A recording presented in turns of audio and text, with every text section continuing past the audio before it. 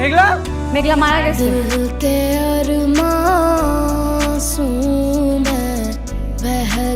বললাম না মেঘলা মারা গেছে।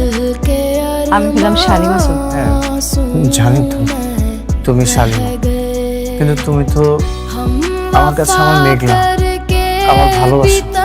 ভালোবাসা? তোমার এই একটা মন তুমি আর কতজনের দিবে? তোমার এই ভালোবাসার নাটক করতে করতে আমার জীবনটা নষ্ট করে ফেলছে। এরপর আবার ভালোবাসা দেখা চাইছে, মানে মুখটাও না আমি আর দেখতে চাই না। মেঘলা তুমি আমাকে মাফ করে দাও, যা শাস্তি দেওয়ার দাও, কোনো সমস্যা নেই। কিন্তু আমাকে আর একটা সুযোগ শেষ।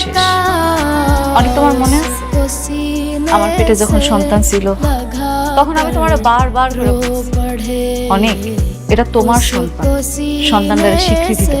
তুমি আমার একটা কথাও শোনো নাই। বারবার নানা ভাবে তুমি আমার অপদস্থ করছো। পরিশ্রমী ছেলে, বিজনেস ভালো সামলাতে পারে এরকম একটা পাত্রই আমি চেয়েছি। বন্ধু আমার, খেলা তো আবার শুরু হয়ে গেল। তুই মরলেও আমার হাত থেকে রক্ষা পাবি। প্লিজ তুমি আমার সাথে বাসায় চলো।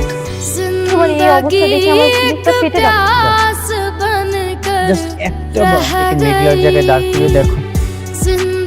আমি মেঘলাকে কত কষ্ট দিয়েছি, অপবাদ দিয়েছি, কত মানসিক নির্যাতন করেও মেঘলা সব কিছু সহ্য করেছে। কিছু সহ্য করে তার সন্তানকে মেঘলা বাঁচাতে এখান থেকে চলে গেছে।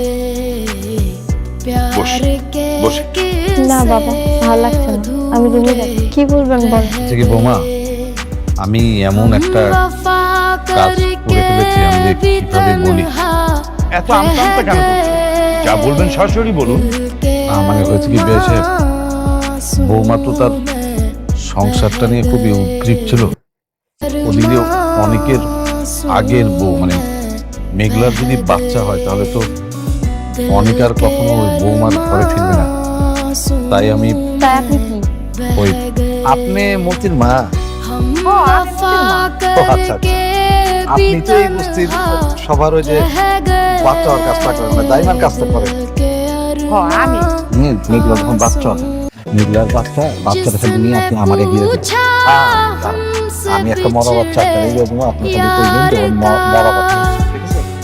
হয়ে যাবে। অনেক ওর বাচ্চার জন্য কতটা কষ্ট পাচ্ছে। আপনি কি মানুষ না অমানুষ?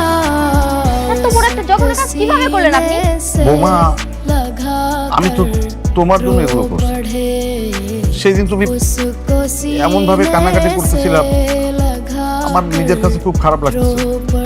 আমার বারবার মনে হচ্ছিল যদি তোমার জায়গায় আমার মেয়ে থাকতো তাহলে আমি কি করতাম। আমি শুধু